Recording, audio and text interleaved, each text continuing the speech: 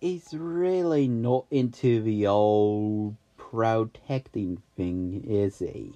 May said. He did lead us to the mirror, Jack said. Without that, we'd have had no idea where to find it. You know, to break it. Sometimes I can't believe any of this is real, May said, lying down on her side with one arm supporting her head, staring into the distance. I mean, I can't even believe my grandmother is trapped somewhere. Maybe Earth. Maybe... Jack and Philip glanced at each other, and both moved closer to May to offer what little support they could. She's the sweetest woman, May continued, still staring at nothing. She taught me to be my own person, but she was still there to support me when I needed it. And her laugh, May smiled at the thought. Such a beautiful laugh, so full of life. The fairy in her hair patted May's head, and May absently patted her back.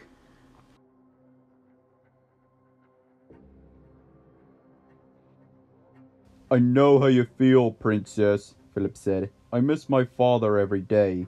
I miss my mother as well, though she is safely back in my kingdom. Still, I couldn't just stay there, not with my father's death to avenge. Philip sighed. Besides, my mother kept pushing me to hold a royal ball to find a wife. Ah, Jack said. So the real reason comes out finally. Not true, Philip said. Justice comes first, of course. It was just a convenient time to go.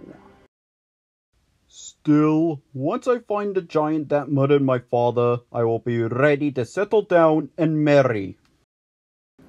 He gave May a meaningful look, which she didn't see. Jack, however, saw enough for everyone, and moved the conversation back to a safer topic. So what happened to your father? Jack said quickly. Who is this giant? Where did he come from? Tell us everything, Philip. There is little to tell, the prince said. My father was known far and wide for his giant-slaying skills. Therefore, when a giant began rampaging in a kingdom miles from home, word came to my father requesting aid. He bravely set out to slay the beast, but the creature was too much for him, and he was slain. To this day, I know little more about the giant than what details were in the message my father received. What were the details, May asked. The giant apparently lived in a castle in the clouds, Philip said, and a thief broke into his home and stole some items of great worth. Jack suddenly froze in place, but Philip didn't notice. In chasing the thief, the prince continued, the giant rampaged across kingdom after kingdom, killing many, including my father, before escaping to parts unknown.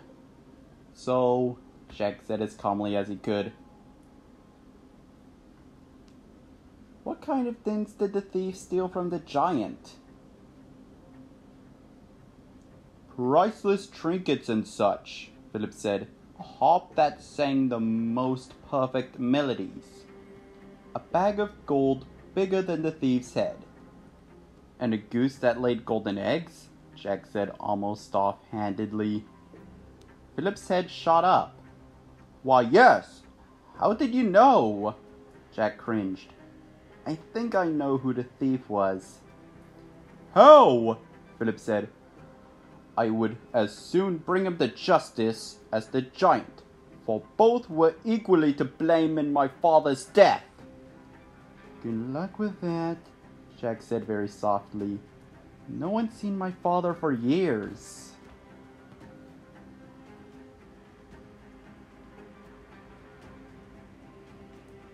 The entire camp went silent, and Jack found that he had some trouble breathing. "Your father?" Philip said, a torrent of emotions flooding his face. "My father, yes," Jack said, avoiding Philip's gaze. "Believe me, you can't hate him any more than I do." "I think you might be mistaken," Philip said softly. Let's all calm down," May said, moving between the two boys. "How could anyone know who did what so long ago?" "My father broke into the castle of a giant who lived in the clouds," Jack said.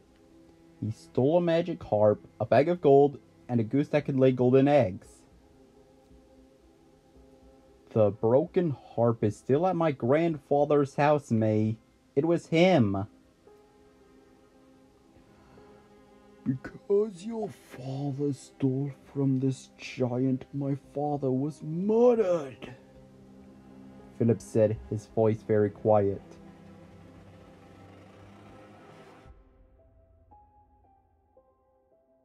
May looked between them quickly, then laid a hand on Philip's arm. "Listen, how could Jack's father even get up there?" "I don't know if you've ever looked at them, but the clouds aren't exactly close. Not to mention that they're just water vapor, so you can't exactly build a castle on them, let alone walk." "He climbed up," Jack said. "He climbed up a magical plant." What?" May and Philip said together, their confusion harmonizing nicely. "He climbed the beanstalk," Jack said. "He traded the family cow for some magic beans that were supposed to make him rich." Turns out they could have, given that one giant bean could feed a family for years.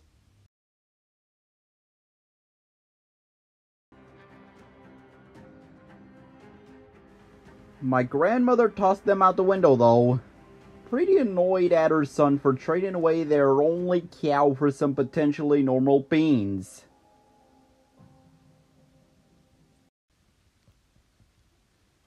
The next morning, there it was. A beanstalk ladder to the clouds. "So the giant pursued your father, ravaging whole kingdoms to find him while he hid like a coward?" Philip sneered. "Pretty much," Jack admitted, "and coward is putting it lightly. Still, that was probably the smartest thing he ever did, as it at least saved my grandmother." "At the price of my father's life," Philip said, rising to his feet. "Whoa!" May said, standing up too. "Philip, none of this is Jack's fault. And Jack, stop telling him all this." "Why?" Jack said, standing up as well. "He deserves to know, and if I were him, I'd beat me up too." "No one's beating anyone up," May said. Philip growled. "Of course not. Jack, I formally challenge." "No formal challenges either," May yelled. "Besides, I think you're all missing the big picture here." Both boys turned to her while May grabbed Jake's grandfather's bag and rummaged through it. Finally, she pulled out what looked like a tiny round seed. "Don't you see?" she said. "We've got a way to get to Malevolent's castle." "But," Philip said. "May, you don't know," Jack said. "Shut up!" May shouted. "I'm not going to let you two fight over something this stupid. Philip, you can't blame Jack for something his father did.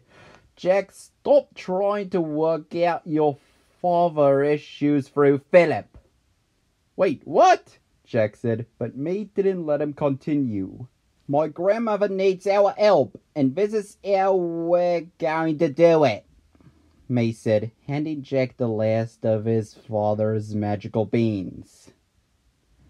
Now help me dig a hole. We're going to need to aim this just right.